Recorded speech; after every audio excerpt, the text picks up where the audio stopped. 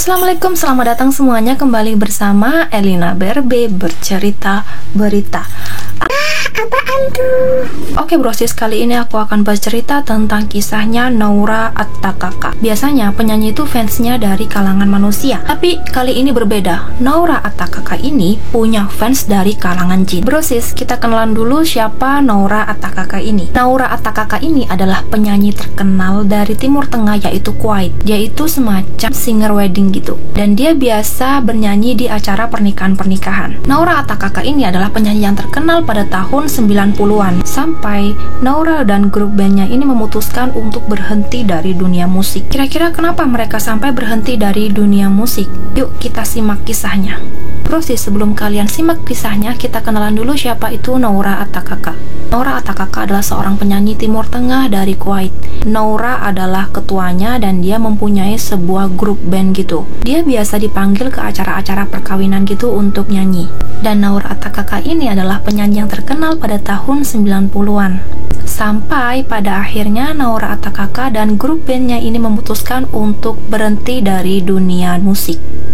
Pada suatu hari ada seorang wanita menelpon Noura Attakaka ini untuk datang mengisi acara pernikahan anaknya. Dari suara di telepon, wanita ini sepertinya sudah tua. Awalnya Noura menolak, tapi wanita ini memaksa untuk Noura datang ke acara anaknya ini.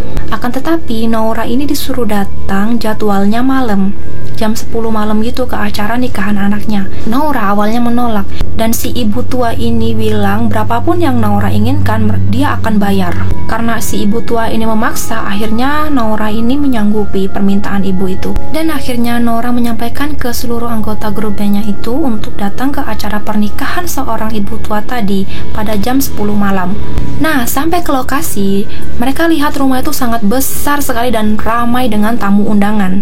Sampai di sana, mereka juga diarahkan ke ruang persiapan. Terus nggak lama kemudian ada seorang wanita datang menyapa mereka, dan mereka itu langsung cipika-cipiki dong sama wanita itu. Nah, setelah cipika-cipiki itu, Noura sama teman-temannya tuh kayak lirik-lirikan. Ini wanita ini kayak pucat gitu mukanya, habis itu tangannya tuh sangat dingin. Perasaan mereka tuh udah gak enak. Begitu giliran mereka untuk bernyanyi, mereka menuju ke wedding hall dan mereka naik ke atas panggung. Dan sembari bernyanyi, mereka memperhatikan ada banyak makanan yang sangat berlimpah, dan mereka merhatikan ada sepasang pengantin yang agak berbeda gitu. Pengantin laki-laki menggunakan baju Turki kuno dan pengantin perempuan menggunakan pakaian gaun hitam dan manik-manik berlian gitu. Dan anehnya mereka berdua itu diam saja tanpa bergerak sama sekali. Nah, setelah bernyanyi satu lagu, Noura dan grupnya itu beristirahat. Karena mungkin Noura merasa capek, Noura memutuskan untuk istirahat di lantai 2. Noura menuju ke lantai 2 untuk mencari tempat beristirahat. Dan Noura tuh sangat kaget, ternyata di lantai 2 itu suasananya itu sangat sepi sekali, seperti nggak ada acara apa-apa di rumah itu. Dan seolah-olah semua ruangan itu tidak pernah ditinggali oleh orang. Semua ruangan terkunci, kecuali ada satu kamar yang tidak terkunci. Kamar tersebut terbuka dan Noura memutuskan untuk masuk ke kamar tersebut untuk beristirahat. Noura berbaring dan tidak sengaja Noura tertidur di kamar itu. Dalam tidurnya itu Noura bermimpi. Di dalam mimpinya itu Noura melihat ada pengantin perempuan tadi mengejarnya. Pengantin wanita tadi mengejar Noura hingga Noura terbangun. Dan setelah Noura bangun, dia ketakutan dan memutuskan untuk keluar dari kamar itu.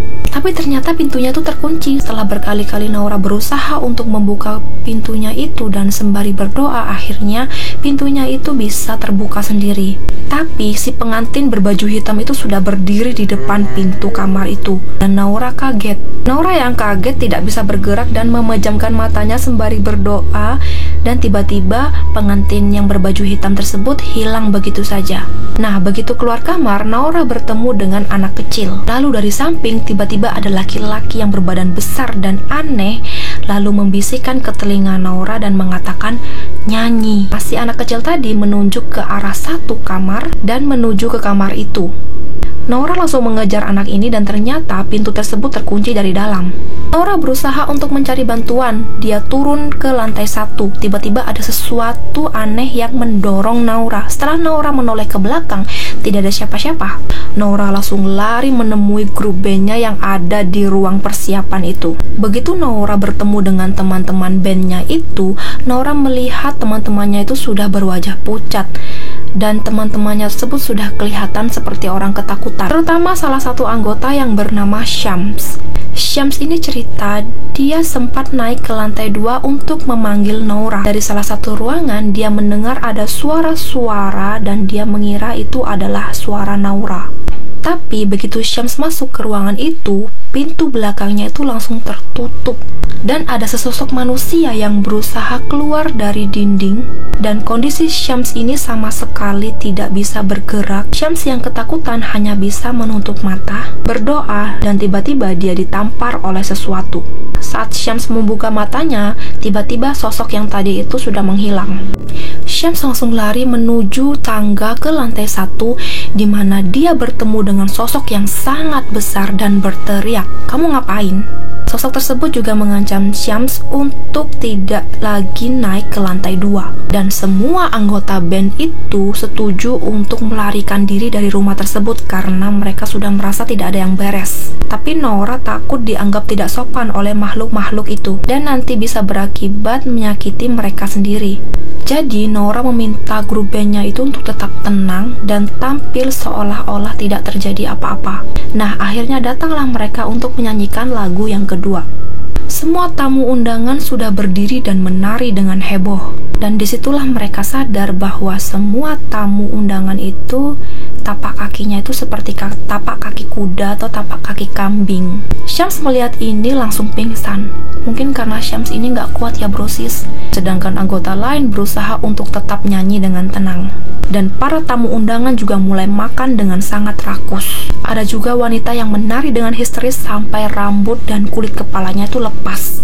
Situasi di sana itu makin mengerikan dan makin menggila. Satu persatu manusia di sana itu berubah menjadi sosok yang aneh dan mengerikan.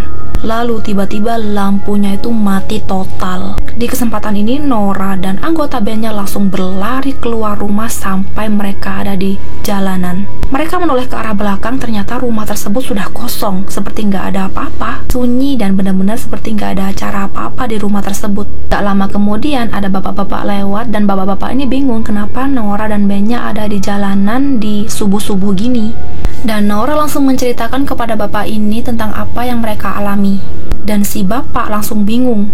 Rumah itu tuh sudah lama kosong alias terbengkalai.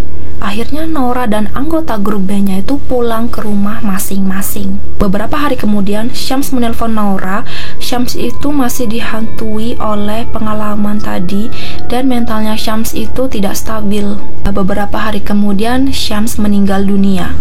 Dan di hari penguburannya Syams, Noura melihat sesosok laki-laki yang aneh yang sempat membisikkan Noura untuk nyanyi di rumah itu. Sosok itu berdiri di samping kuburannya Syams. Dan cerita ini sangat terkenal di Kuwait pada saat itu. Jadi gimana sis bro? Kalian percaya dengan adanya mereka?